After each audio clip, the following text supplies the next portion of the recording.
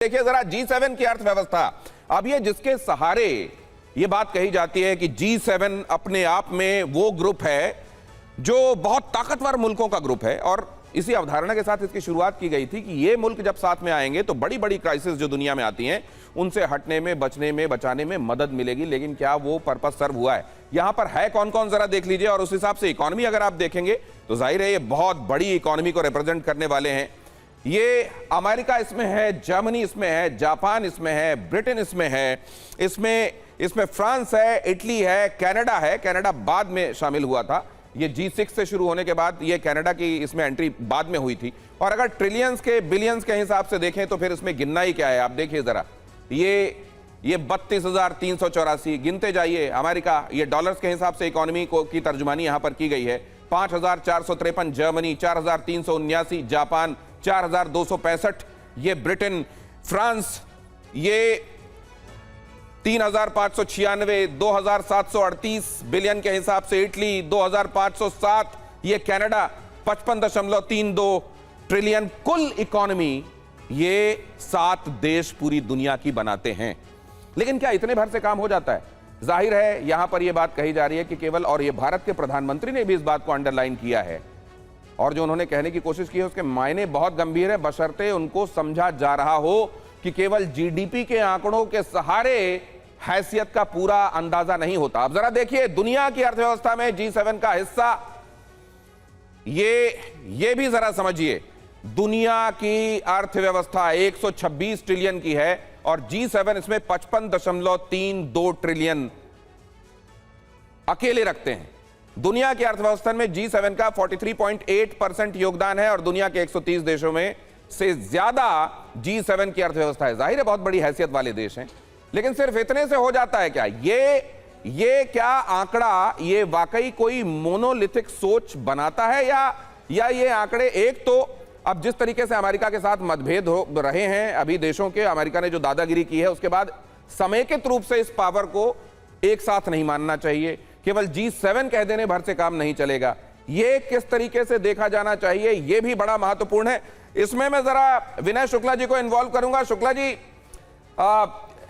Russia भी कभी इसका हिस्सा हुआ करता था, उस हिसाब से आज भी ये क्या एक फॉर्मिडेबल ग्रुप है G7, या नाम तो बचा है लेकिन वो बात नहीं रह गई? जी, आपको मैं बताना चाहता हूं कि जिस टाइम ये G7 हो रहा था, समाप्त हो रहा है, उसी टाइम रशिया के कजान शहर में आसियान का जो है समिट शुरू हो रही है आज शाम से, और कल पूरा दिन उनका काम चलेगा। तो देखिए आप, आसियान एक बहुत इम्पोर्टेंट और इकोनॉमिकली डेवलप एक वर्ल्ड का ऑर्गेनाइजेशन है जो हमारे एरिया में, भारत के पास आता है।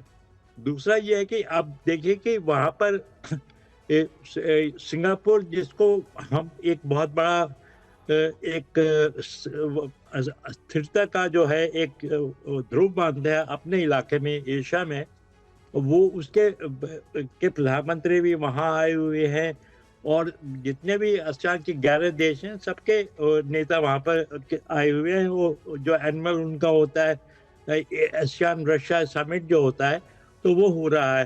तो देखिए कि G7 ठीक है, उनका है, वो पुराने नवाब हैं, उनके पास हमारे से हमारी लूटी हुई जो है पूंजी उनके पास, उनके खजाना में भरी हुई है। पर जो नए हैं देश हैं, जो टाइगर्स हैं, जो उभरते आ रहे हैं, वो अब दूसरा चाहते हैं। तो ये सर देखिए ना, अभी एक और ऐलान हो गया वहां से G7 से, और इसमें भी आपकी टिप्पणी चाहूंगा मैं। G7 सम्मेलन से रूस यूक्रेन जंग को लेकर एक बड़ी बात सामने आई है। रशिया के खिलाफ प्रतिबंधों को और मजबूत करने की बात की जा रही है। रूस की वॉर इकोनॉमी पर दबाव बढ़ाएंगे, यूक्रेन को ज्यादा हथियार मुहैया कराए जाएंगे। पहले भी रशिया की प्रॉपर्टी को फ्रीज करके शायद $50 बिलियन का वो पैकेज था जो दिया गया था। जनरल कुलकर्णी, इस पर आपका कमेंट और उसके बाद शुक्ला जी के पास जाता हूं।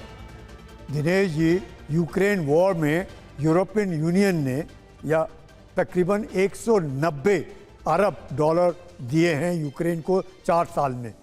अमेरिका ने 180 बिलियन डॉलर दिए हैं 4 साल में। इसके बावजूद यूक्रेन 20% अपना इलाका रूस को गंवा बैठा है। इसमें सर, कोई एक खबर आ रही है, मैं आपको रोक कर ये अनाउंस कर दूं जरा। ट्रंप ने प्रधानमंत्री नरेंद्र मोदी की तारीफ की है। प्रधानमंत्री कूल एंड काम है कहा है डोनाल्ड ट्रंप ने। मैं मोदी की तरह कूल नहीं हूं, डोनाल्ड ट्रंप ने कहा। अगर आप ये नहीं भी कहते तो पूरी दुनिया ये देखती है मिस्टर प्रेसिडेंट कि आप कैसे हैं और प्रधानमंत्री नरेंद्र मोदी कैसे हैं। लेकिन इस बात की तारीफ करना होगा कि उन्होंने ऑनेस्टली इस बात को स्वीकारा और इस बात को कहा। उन्होंने कहा कि प्रधानमंत्री नरेंद्र मोदी कूल एंड काम है और मैं मोदी की तरह कूल नहीं हूं।